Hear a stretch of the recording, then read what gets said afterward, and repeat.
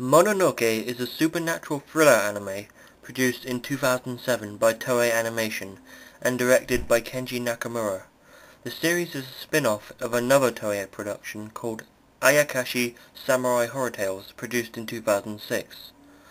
Altogether, the series comes to a total of 12 episodes and is divided into 5 story arcs, each of which are 2 to 3 episodes long.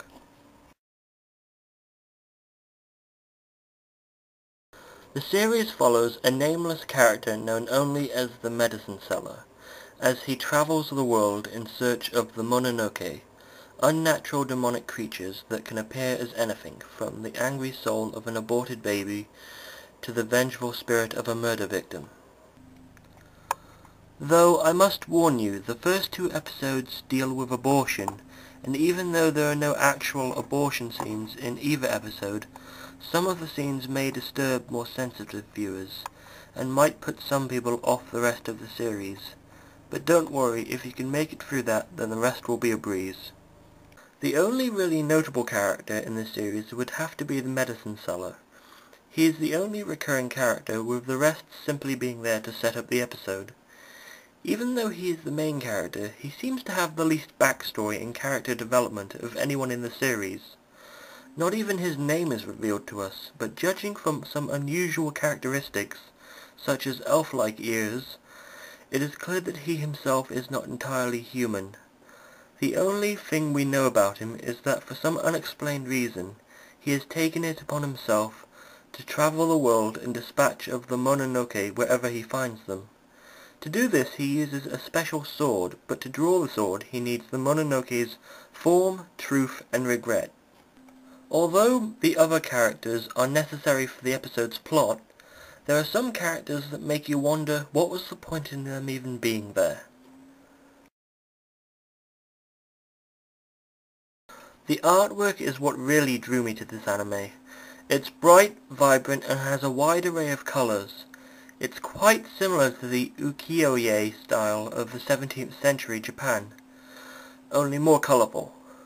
The backgrounds, textures, and designs all blend in quite well with each other. I especially like the way they portray the background characters. For example, in the first episode, all the background characters, instead of having faces, had flower heads, or you couldn't see their face at all. And in the last episode, instead of having a normal crowd, they had mannequins with the sound of a chattering crowd over it. This, I think, is a very interesting idea, and has a pretty good effect. I would definitely like to see this in anime more often. Well, personally I can't really think of much to say about the animation, other than it's the usual smooth animation style, but there is a little different style in the beginning. For instance, at the start of the first episode, we see a crowd passing by with umbrellas, but instead of moving in the usual smooth fashion, they kind of fade in and out from frame to frame. Another interesting animation that's in the same scene is the rain.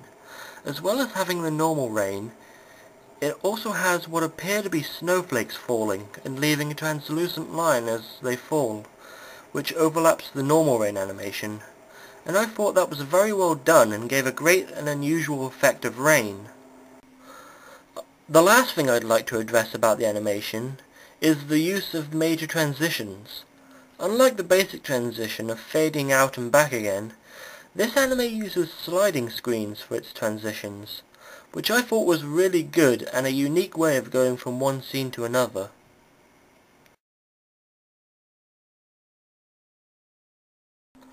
Due to the limitations of the animation, the sound and music really help to describe what kinds of emotions are being felt in a particular scene. There are moments of complete silence, but that only adds to the suspense. It uses a wide array of screams, thumps, and other frightening sounds, some of which are very realistic.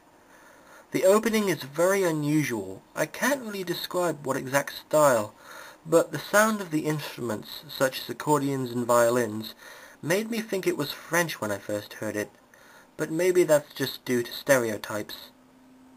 The voice acting is also very well done and gives a great feel of emotion, and definitely helps in the heat of the moment.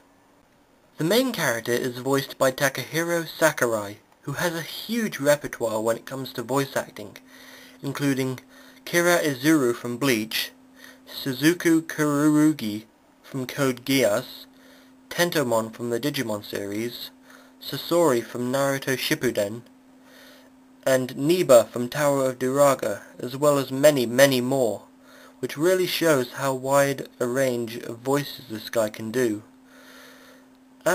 And his portrayal of the medicine seller, I thought, was spot on. That's exactly how I picture a mysterious magic man to sound. As for the dub voice, I can't really comment since I've only ever heard the Japanese dub, and have had trouble finding it in English. But from what I understand, the English voice actor Richard Cox also does the voices for Inuyasha from the Inuyasha series, and Alleluia Haptism from Gundam 00. And though his repertoire isn't nearly as impressive as Takahiro Sakurai's, I can't really say whether his portrayal of the medicine seller was better or not.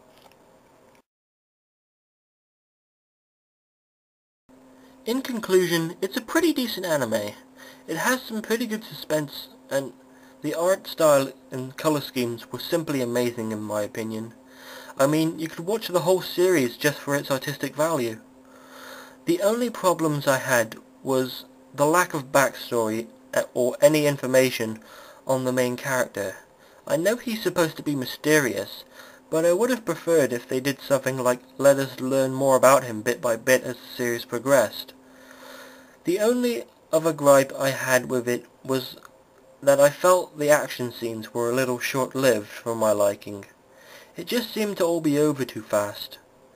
But with that said, I definitely recommend this anime to people that like supernatural mystery type thrillers, and also to people that are interested in the anime's unique art style.